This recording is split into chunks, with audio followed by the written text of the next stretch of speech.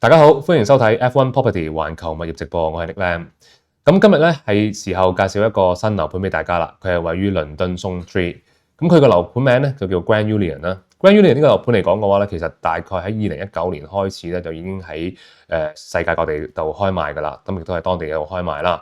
咁今日裏面嚟講嘅話咧，我哋所介紹嘅樓盤嘅話咧，就正係呢一個樓盤裏面新嘅一期啦，叫 Peninsula House 啦。咁呢個樓盤嚟講嘅話咧，一個好大嘅賣點咧就係兩條河包住嘅地盤嚟嘅。咁同時間嚟講嘅話咧，對面咧就係我諗好多香港人都熟悉啦，叫做 Wembley Stadium 啦，英格蘭主場館啦，同埋定期都會開一啲演唱會嘅地方嚟嘅。咁開始之先嘅話咧，我帶大家睇一睇一個 Google Map 啦。嗱喺 Google Map 嘅即係一個鳥瞰圖啦，你會見到啦，呢個咧就係 Wembley Stadium 嘅球場啊。你會見到喺個鳥瞰圖裏面咧，其實佢都好明顯，你可以見到佢個嗰個大細啊。咁樓盤嚟講嘅話，其實我哋嘅地盤嘅位置咧就正係呢個位置。嗱，大家都可以見到啦，其實咧我哋呢個地盤咧非常之大嘅，總面積嚟講嘅話，大概22英畝嘅地啦，係要發展到大概例如2037年左右嘅。咁呢個樓盤嚟講咧，就係由發展商啦，英國嘅發展商 Berkeley Group 啦，St. George 去發展嘅。咁我帶大家睇一睇啦，呢個樓盤裏面咧。其實有一個好特別之處係咩咧？佢有兩條河包住嘅，呢個係其中一條河，你會見到啦。咁呢個叫做Grand Union Canal 啦。咁有啲樓盤裏面嚟講嘅話咧，因為佢分緊係當其時嘅第一期啦。嗱、這、呢個圖咧就係講緊當其時 construction update 啦，但係就而家已經大部分係現樓嚟㗎啦。咁呢個就第一期嘅範圍咧，好多住戶已經入住咗嘅。咁當然咧，亦都有少量嘅單位啦，一房、兩房、三房單位啦，佢係位於喺呢個位置啦。咁仲有少量嘅單位嘅選擇嘅，咁我哋而家賣緊第二期啦，就集中喺末端呢個位置嘅啦。咁我哋去翻個PDF 裏面睇一睇啦。成個項目裏面嚟講嘅話咧，佢除咗有一個好方便我哋講緊去 Wembley Stadium 嘅位置之外啦，其實咧講緊個交通方面啊，佢沿線裏面嚟講咧，你可以行翻Piccadilly Line 啦、Overground 啦同埋 Bakerloo Line 嘅。咁呢三條線裏面嚟講嘅話咧，我哋去翻一個大嘅 tube map 啦。嗱，最近嘅站嚟講嘅話，由 Grand Union 去行到去呢個站咧，就叫 Stonebridge Park Station 啦。咁咧佢就有Overground 啦，同埋 Bakerloo Line 嘅。本身 Bakerloo Line 咧，我係比較中意嘅，因為佢係一條線咧，沿線就可以去翻唔同嘅地區啦。譬如我哋講緊係 Marylebone 啦、Regent's Park 啦，同埋 Oxford Circus 呢啲市中心嘅位置啦。同時間咧，如果你話我譬如我要去第二個地區喎，我未必要行到去 Bakerloo Line 嘅喎，咁你可以行翻去Alberton Stations 啦。咁呢個就係 Piccadilly Line，咁就可以帶你沿線落翻去，譬如 Hammersmith 啊，又或者去翻我哋講緊河呢一個位置啦，即係我哋講 Green Park 啦呢個位置。咁去翻個 PDF 裏面啦 ，PDF 裏面嚟講嘅話咧，再仔細啲咁睇一睇啦。其實 Bakerloo Line 就啱啱講到啦，其實除咗我講 Marylebone 啊或者 Oxford Circus 之外咧，最近咧去翻 Paddington 啦。嗱 Piccadilly Line 咧，你就可以去翻機場啦，講緊都係37分鐘嘅啫。去 Hammersmith 咧21分鐘 ，Elscote 都係25分鐘左右 ，Green Park 32分鐘。咁 Overground 裏面嚟講，我要睇一睇啦。嗱，譬如如果你去過Wembley Stadium 嘅話咧，其實Wembley 咧去翻呢個位置咧，講緊係2分鐘嘅啫，就 Wembley Central 啦。你就可以行翻去London Desala Outlet 嘅 shopping mall 去買嘢嘅，即係呢一幅圖裡面啦。咁呢一個圖上面呢一個結構咧，其實係 Stadium 嗰個結構嚟㗎啦。咁當然啦，你話我未必話真係要去Desala Outlet 度買嘢喎。咁譬如我想去 Westfield 嘅，再大型啲嘅，咁你可以搭翻都係 Overground 嘅啦。咁你去翻Westfield White City 啦，咁就大概都係10分鐘左右你可以去到，所以交通係非常之方便嘅喺呢個位置。咁呢個樓盤裏面嚟講嘅話咧，仲有一個比較特別嘅地方咧，就係話其實喺呢個樓盤嘅對面咧，就正有一個叫做 Park Royal Business Centre 嘅。咁呢個地區裏面嚟講，大概有1700間嘅公司啦。咁就裏面就請咗大概有43000嘅個人士喺裏面做嘢。咁所以如果有啲客人咧，即係譬如啲觀眾咧，你想買嚟係短期想收租嘅話，之後想住翻嘅話咧，其實對面咧就已經有大量嘅我哋講緊優質嘅租戶啊，係啦，即係嗰啲租客咧就喺呢度做嘢㗎啦。樓盤嚟講咧就喺黃色個位置啦 ，Grand Union 啦。咁我哋個地鐵站咧，啱啱講過叫 Stonebridge Park Station 咧，有 Overground 同 Bakerloo Line 咧，都喺呢個位置。步行咧大概7分鐘啦，翻去個站裏面。咁我哋睇睇賣樓啦。雖然賣樓裏面嚟講嘅話咧，你會覺得係咪淨係得住咁簡單咧？有冇其他精彩嘅嘢啊？如果有啲客人咧，譬如唔想話真係住得太過 central，譬如去到 Wembley Park 啊或者 central 嗰邊去住嘅話咧，因為嗰邊有 Wembley Stadium 啦，通常有球賽啊或者有演唱會嘅時候就比較密集少少嘅，同埋都比較叫喧嘩啲啦。咁如果你想一個站之隔喺 Stonebridge Park Station 附近有啲咩樓盤咧，其實 Grand Union 就比較適合啦，因為呢個樓盤咧就係沿住有兩條河包圍住嘅位置啦，同時間裏面嚟講嘅話咧，佢個屋苑裏面咧，佢就有 Co-op 呢一個嘅supermarket 啦，亦都有一啲 coffee shop 嘅位置喺呢一度啦，亦都有個 nursery 即係俾小朋友讀書嘅地方啦。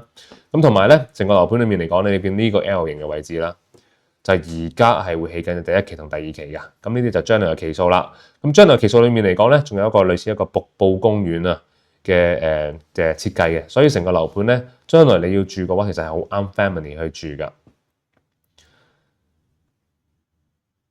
咁我哋今次買緊嘅樓盤啦，呢一棟咧全新嘅，大家見到我嘅mouse咧喐緊嘅地方啦。呢一棟樓盤嘅話咧，就係呢一棟大廈咧就叫做 Peninsula House 啊。大部分單位嚟講嘅話，一定都望到河㗎啦，即係除非可能係低層一啲望雪景嘅單位啦。咁你見到啦，喺成個河裏面啦，即係你會見到有船啊泊咗喺度啊。其實呢條河咧活河嚟嘅。咁你有陣時禮拜六日嘅話咧，唔使返工坐喺度嘅話，其實都幾舒服嘅。咁呢個就係單位裡面嗰個配置啦。喺英國買新樓啦，都講咗好多次㗎啦。因為喺英國咧櫥櫃啊、電磁爐啊、焗爐咧，所有都包晒，你只係需要買傢俬嘅啫。咁喺呢個物業裡面嚟講嘅話咧，就比較特別嘅咧係佢係全屋都係行 flooring heating 嘅。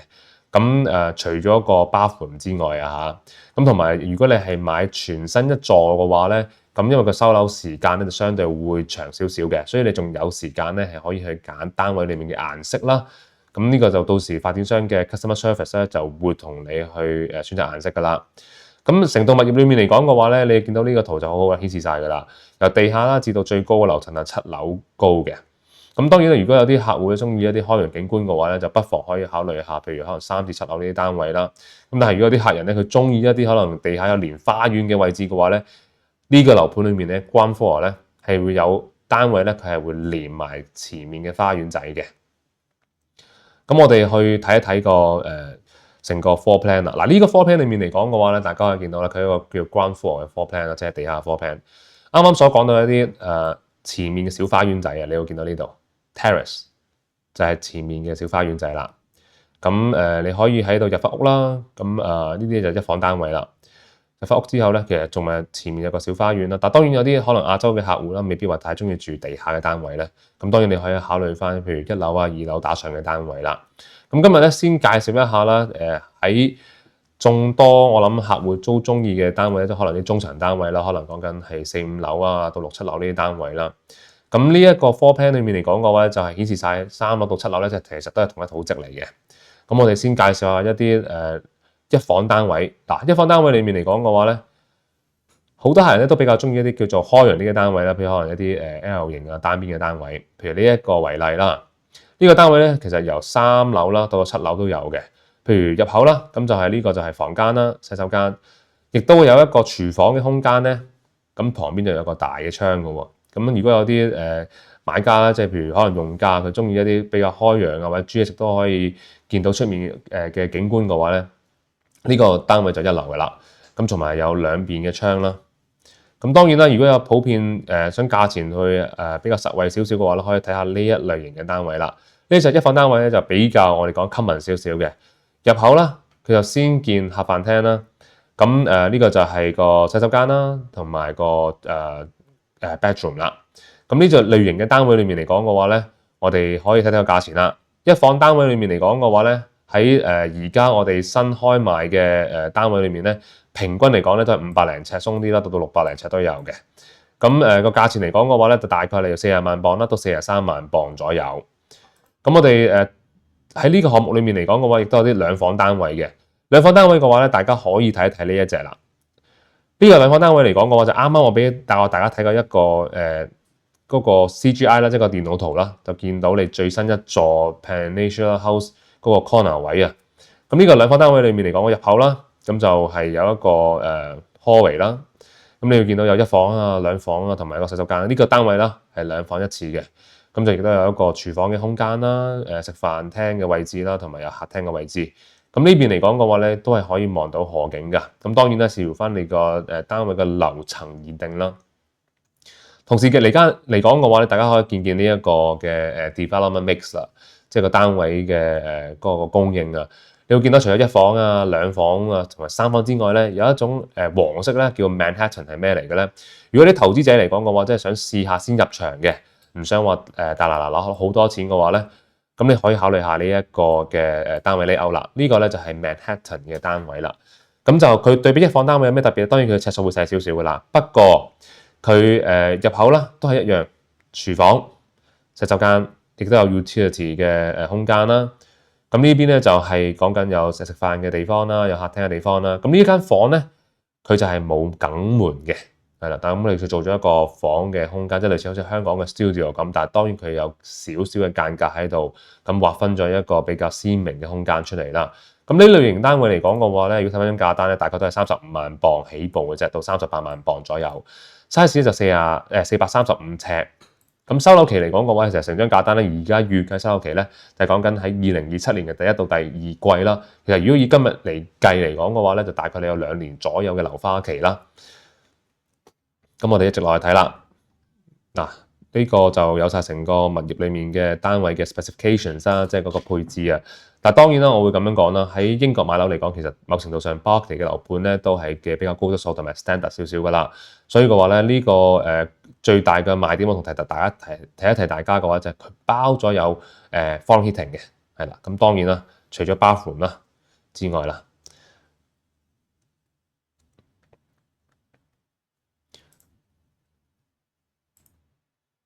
咁我哋睇埋呢度啦，係啦。成個項目裏面嚟講嘅話咧，而家新開賣嘅話咧，總共有72個單位啦。咁就0到7層樓高嘅，即係地下到7樓啦。咁佢講緊咧 Manhattan 其實得8伙嘅啫。咁8伙單位裡面嚟講，代表咩意思咧？72個單位裡面得8個係 Manhattan 咧，即係代表佢個供應量就唔係話好多。如果將來有機會你要貨賣嘅話咧，其實某程度呢啲單位咧都係以投資者為主噶啦。咁所以你話用家嚟講嘅話咧，就通常買3房單位或者2房單位啦。咁就偏向就供應量裡面嚟講，2房單位會佔多少少嘅，但當然1房單位係最多供應量嘅。